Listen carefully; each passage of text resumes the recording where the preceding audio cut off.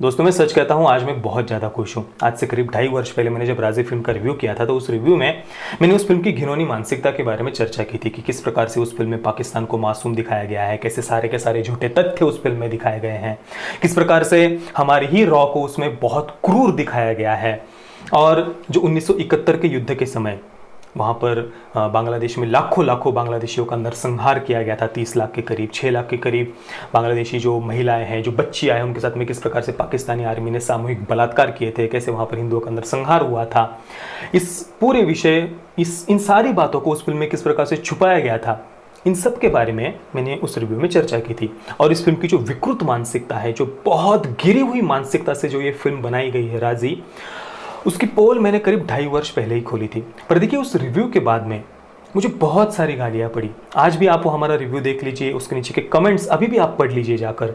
मुझे बहुत सारी गालियाँ दी गई, बहुत मेरा विरोध हुआ। इतना ही नहीं, कुछ यूट्यूबर्स ने मुझे गालियाँ देते हुए वीडियोस वगैरह बनाए। इस विकृत मानसिकता वाली राजी फिल्म का सपोर्ट तक कुछ लोगों ने किया और मुझे मदरबोर्ड वगैरह, मतलब उनको माँ की गाली देनी थी पर वो नहीं दे पाई, इसलिए मदरबोर्ड वगैरह जैसे शब्द मेरे लिए उपयोग किए गए और बहुत गंदी गंदी गालियाँ दी गई। क्यों? क्योंकि केवल इस फिल्म की जो विकृत मानसिकता है वो मैंने सभ्य भाषा में सबको बताई थी। इस वजह से मुझे ये माँ बहन की गालियाँ दी गई, मेरा विरोध हुआ। पर देखिए, आज उन सब लोगों की पोल खुद पूर्व नौसेना अधिकारी हरिंदर सिक्का जी ने खोली है। उनकी ही पुस्तक, जो कॉलिंग सहमत पुस्तक है, उस पर ही राजी फिल्म आधारित है, ऐसा कहा जाता है। तो उस पुस्तक के जो लेखक हैं, उन्होंने खुद उन सभी लोगों की आज पोल खोल दी है कि इस फिल्म में किस प्रकार से सारे के सारे तथ्य झूठे दिखाए गए हैं। उनकी पुस्तक का जो मूल मैसेज था, उस मैसेज को ही मेघना गुलजार ने अपनी फिल्म में बदल दिया है। ये मैं नहीं कह रहा हूँ, ये खुद उस पुस्तक के जो लेखक है हरिंदर सिक्का जी, उन्होंने खुद ये बात कही है। उन्होंने कहा है कि उनकी पुस्तक के आखिर में जो सहमत है वो कोई डिप्रेस्ड नहीं हो जाती है, उल्टा वो गर्व के साथ में एक देशभक्त की तरह वापस आती है, अपने तिरंगे को सलाम करती है और बैंड नेशनल एंथम बजाता है। ये उनके पुस्तक का अंत है। पर फिल्म में क्या दिखाया है कि हमारी रॉ बहुत क्रूर है, उन्हें, हमारी रॉ को अपने ही ऑफिसर्स की, अपने ही जो जवान हैं उनकी कोई कीमत नहीं करते वो लोग। रॉ बहुत ज़्यादा क्रूर और बहुत किस प्रकार से रॉ को उन्होंने दिखाया है, देखिए। और ऊपर से सहमत बहुत डिप्रेस्ड है, जैसे एक पूरी तरीके से उन्होंने फिल्म का मैसेज ही बदल दिया है और पाकिस्तान को बहुत मासूम दिखाया है। केवल इतना ही नहीं, सहमत वहाँ पर कुछ पाकिस्तानी आतंकवादियों को मारती है तो सहमत को इस प्रकार से रोते हुए दिखाया कि जैसे उसने कुछ बहुत बड़ा अपराध कर दिया हो। और हरिंदर सिक्का जी ने कहा है कि उनकी पुस्तक का जो मूल भाव है, जो मूल मैसेज है, उसको ही मेघना गुलजार ने बदल दिया है। मेघना गुलजार ने मेरे पीठ में छुरा घोंपा है, ये शब्द हरिंदर सिक्का जी के हैं। उन्होंने जो मेघना गुलजार के पिता है गुलजार, उनको प्रॉमिस किया था कि वे उनकी बेटी को उनकी पुस्तक पर फिल्म बनाने देंगे। और उन्होंने मेघना गुलजार पर विश्वास रखा कि वो उनके साथ में विश्वासघात नहीं करेंगी, वो उनके पुस्तक को न्याय देंगी। पर क्रिएटिव लिबर्टी के नाम पर, आर्टिस्टिक लाइसेंस के नाम पर उनके पूरी पुस्तक को ही फिल्म में बदल कर रख दिया गया। फिल्म का पूरा भाव ही उन्होंने बदल दिया।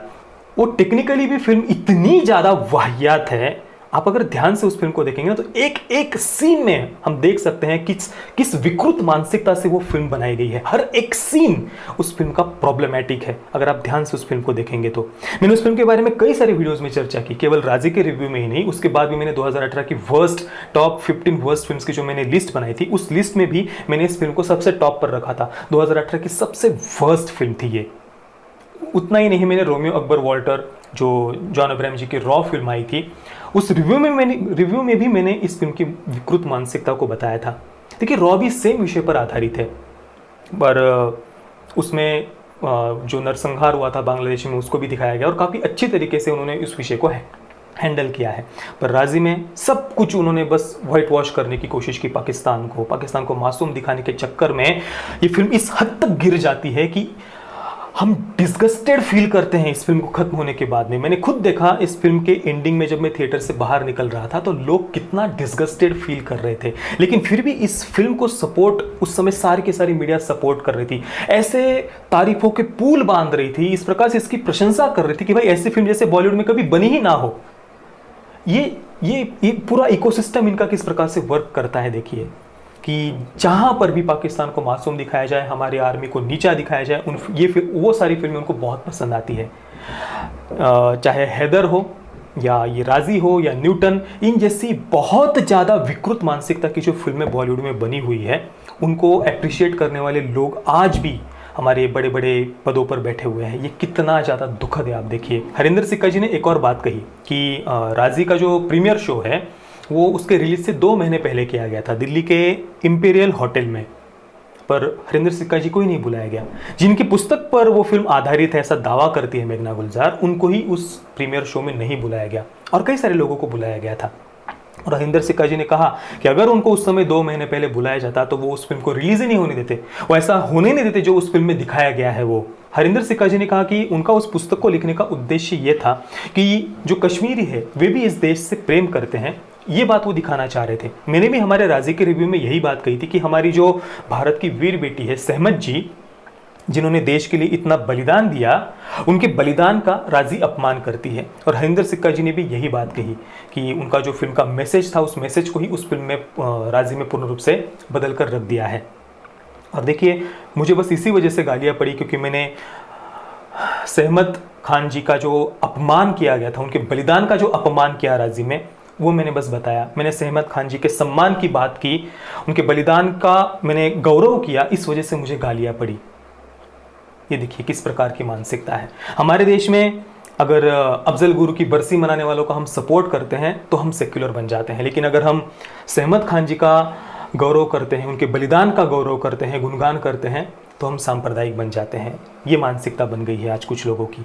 पर दोस्तों, हरिंदर सिक्का जी अगर ये बात नहीं भी कहते ना, अगर उन्होंने ये इंटरव्यू नहीं दिया होता, ये बात हमारे सामने कभी आती ही नहीं कि भाई मेघना गुलजार ने किताब पुस्तक से पूर्ण रूप से कुछ अलग ही फिल्म बना दी है, अगर ये बात सामने नहीं भी आती तो भी कोई भी व्यक्ति जो इस देश से प्रेम करता है वो राजी जैसी फिल्म को पसंद कर ही नहीं सकता, क्योंकि उस फिल्म का हर एक सीन प्रॉब्लमेटिक है। हर एक सीन में हम प्रोपेगेंडा देख सकते हैं उस फिल्म के। हमारे लिए कोई पुस्तक या फिर फिल्म महत्वपूर्ण नहीं होनी चाहिए, हमारे लिए हमारा देश महत्वपूर्ण होना चाहिए। चलिए दोस्तों, राजी के बारे में तो बात हो गई, पर मुझे एक और बात बहुत परेशान कर रही है कि यही मेघना गुलजार अभी हमारे सैम मानेकशॉ जी पर एक फिल्म बनाने जा रही है विकी कौशल को साथ में लेकर।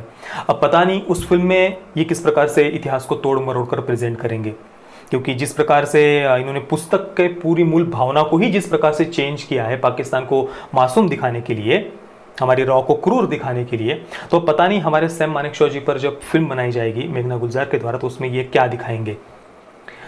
देखिए, सैम मानेकशॉ जी जिनकी वजह से हम 1971 का युद्ध जीते, उनके और इंदिरा गांधी के बीच के जो कई सारे ऐसे किस्से हमारे सामने आते हैं कि 1962 के समय इंदिरा गांधी जब एक ऑपरेशन रूम में ऐसे ही घुस आई थी तो सैम मानेकशॉ जी ने बाहर निकलवा दिया था कि भाई उन्होंने गोपनीयता की शपथ नहीं ली हुई है। इसके अलावा 1971 के युद्ध में भी इंदिरा गांधी करीब अप्रैल में ही युद्ध शुरू करना चाह रही थी, पर सैम मानेकशॉ जी ने तुरंत मना कर दिया था और दिसंबर में युद्ध शुरू किया था। इसके बाद में जब हम युद्ध जीते, उसके बाद जो उनको उनकी तनख्वाह होती है या जो उनको अलाउंस भत्ता वगैरह मिलता है, 30 वर्षों तक उसे पूर्ण उन्हें वो तनख्वाह वगैरह नहीं दी गई थी, 30 वर्षों तक। और फिर जब डॉक्टर APJ अब्दुल कलाम जी हमारे देश के राष्ट्रपति बने, उसके बाद उन्होंने खुद ध्यान देकर सैम मानेकशॉ जी का जो कुछ भी बकाया था, करीब 1,30,00,000 रुपए, उन्होंने खुद चेक भिजवाया था। किस प्रकार से उनके साथ में अन्याय हुआ, ये सारी बातें पता नहीं मेघना गुलजार दिखाएंगे या नहीं, या कैसा इतिहास प्रेजेंट करेंगे पता नहीं। ये बातें सच में ये बात मुझे चिंतित कर रही है।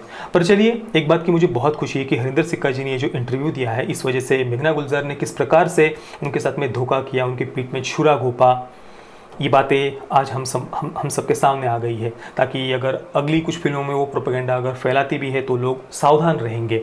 और बॉलीवुड किस प्रकार से पाकिस्तान को मासूम दिखाने के लिए या आतंकवादियों को डिफेंड करने के लिए या आतंकवाद को जस्टिफाई करने के लिए ये इंडस्ट्री किस हद तक गिर सकती है, ये बात हमारे सामने आ गई है।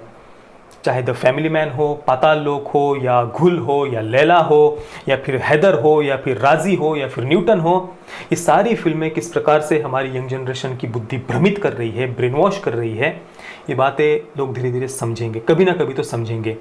मैंने न्यूटन के रिव्यू किया था, उस समय भी मुझे काफ़ी लोगों ने विरोध किया था, राजे के रिव्यू के समय भी बहुत लोगों ने विरोध किया था, पर सच्चाई कभी छुपती नहीं है, वो सामने आ ही जाती है। लोग आज नहीं तो कल कभी ना कभी इन बातों को ज़रूर समझेंगे, इस इंडस्ट्री की इस विकृत मानसिकता को लोग ज़रूर समझेंगे।